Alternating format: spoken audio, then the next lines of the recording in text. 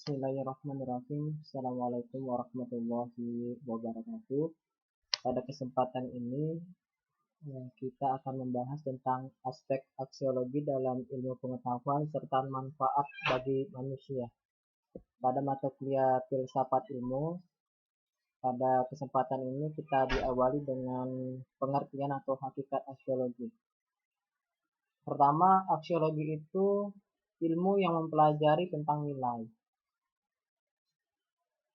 Aksiologi merupakan bagaimana manusia menggunakan ilmu. Artinya ketika manusia memperoleh ilmunya, terus menempatkan penggunaannya pada tempatnya. Jadi yang ketiga itu aksiologi juga diartikan kegunaan dari ilmu pengetahuan. Jadi ilmu pengetahuannya, semua pengetahuan memiliki kegunaannya masing-masing. Yang keempat itu secara hakikat aksiologi disebut juga teori nilai. Aksiologi merupakan kegunaan nilai dari pengetahuan bagi kehidupan manusia. Kajian tentang nilai-nilai khususnya etika. Jadi aksiologi yaitu bagian filsafat yang menaruh perhatian tentang baik dan buruk, benar dan salah, serta cara dan tujuan. Kategori atau kelompok yang mendasar dari aksiologi. Apa-apa saja kategori yang mengkelompokkan dasar aksiologi tersebut? Berikut yang pertama adalah teori intuitif. Apa yang dimaksud dengan teori nilai intuitif?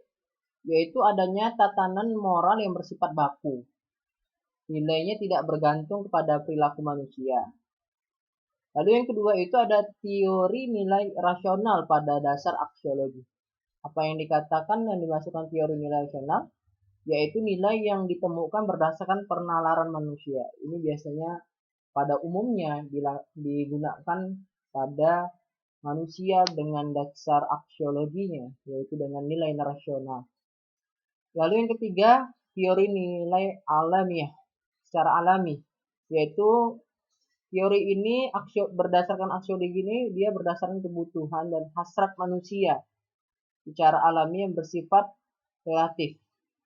Dan yang keempat itu teori nilai emotif. Dasarnya ini yaitu nilai tidak lebih dari satu pendapat atau opini yang tidak bisa diverifikasi. Jadi kesimpulannya para mahasiswa sekalian atau anda-anda sekaliannya bahwa kategori dasar aksiologi ini ada 4. Teori nilai intuitif, teori nilai rasional, teori nilai alamiah, dan teori nilai emotif.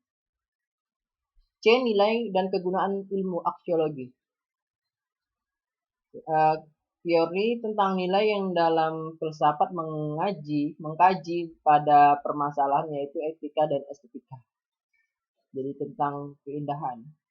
Kedua, hubungannya teori tentang nilai dalam filsafat mengacu pada pemerasaan etika dan estetika, di mana makna etika memiliki dua arti, yaitu suatu kumpulan pengetahuan mengenai penilaian terhadap perbuatan manusia dan membedakan perbuatan atau tingkah laku manusia. Contohnya, seseorang memiliki sifat jujur atau seseorang yang memiliki sifat membohong atau perilaku tercela karena tidak memiliki dasar pengetahuan. Inilah bagian dari contoh kegunaan dari aksiologi. Jadi ketika seorang memiliki ilmu pengetahuan dasarnya dengan karakter jujur, maka dia tahu bahwasanya apa yang dilakukan, apa yang misalnya perbuatan dalam aktivitas sehari-harinya dengan berlandasan jujur, karena dia tahu tentang kegunaan dari faedah dari seorang yang berlaku jujur. D. Yaitu karakteristik nilai aksiologi. Ciri-ciri khas nilai aksiologi ini terbagi menjadi dua, yaitu nilai objektif dan subjektif. Yaitu nilai subjektif jika eksistensinya, keberadaannya, dan maknanya tergantung pada seseorang yang melakukan penilaian yang bersifat psikis dan fisik. Ini subjektif ya. Sedangkan nilai objektif itu tergantung pada kesadaran yang menilai dalam dirinya. Jadi ada dua yang kita tahu dari kajian dari kegunaan dari ilmu pengetahuan berdasarkan karakteristik. Bisa ditinjau dari nilai objektifnya dan subjektif.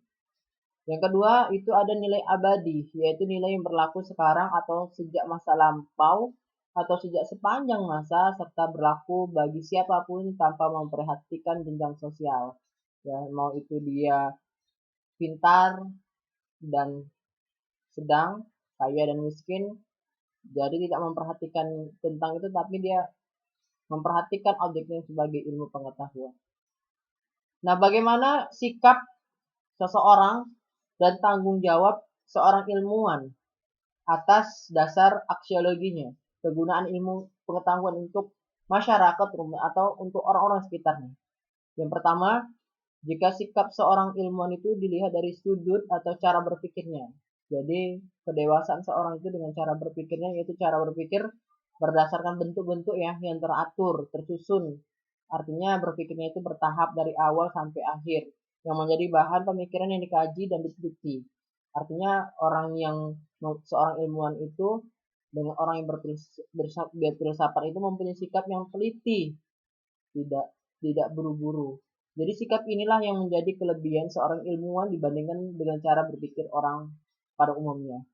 Yang kedua, seorang ilmuwan itu mempunyai kewajiban sosial. Berarti ini untuk orang lain, untuk menyampaikan kepada masyarakat dalam bahasa yang mudah dicerna. Artinya suatu materi yang ingin kita sampaikan, misalnya tentang ibadah, tentang ekonomi, itu tersampaikan dengan cara yang unik, strategi yang tepat kepada masyarakat dengan bahasa yang baku, bahasa yang efektif, sehingga orang itu memahami dengan mudahnya apa yang ingin kita masukkan dengan penalaran logika kita.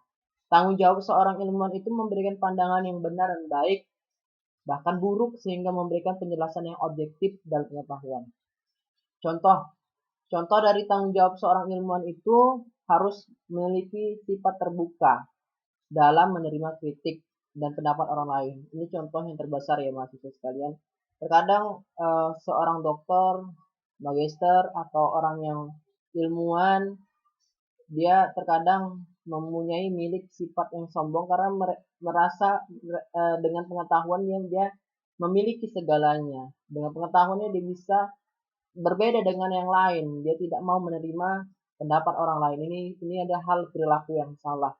Padahal sekritik yang sifatnya membangun demi kebaikan dan yang terbaik itu adalah hal yang baik bagi seorang ilmuwan yang memiliki sifat yang terbuka. Jadi di samping itu juga seorang ilmuwan itu memiliki pendirian dan keberanian mengakui kesalahan. Jadi katakan itu salah jika salah, katakan itu benar jika itu benar. Hierarki aspek nilai dalam pengetahuan. Kaum di sini ditinjau dari kaum idealis. Hierarki ini dia berpendapat secara pasti terhadap tingkat nilai di mana nilai spiritual lebih tinggi daripada non spiritual. Jadi kaum idealis ini berpendapat terjunjung tinggi nilai-nilai kegunaan ilmu pengetahuan yang keagamaan lebih tinggi daripada yang umum. Mereka menempatkan nilai keagamaan ini pada tingkat yang lebih tinggi karena nilai-nilai ini membantu manusia dalam menemukan akhir hidup. Contohnya ada dunia orang ini lebih berdominan pengetahuan kepada keakhiratnya. Bahwasanya pengetahuan itu mengarahkan mereka kepada kehidupan yang abadi, yaitu di akhirat nanti. Yang kedua itu ada kaum realis.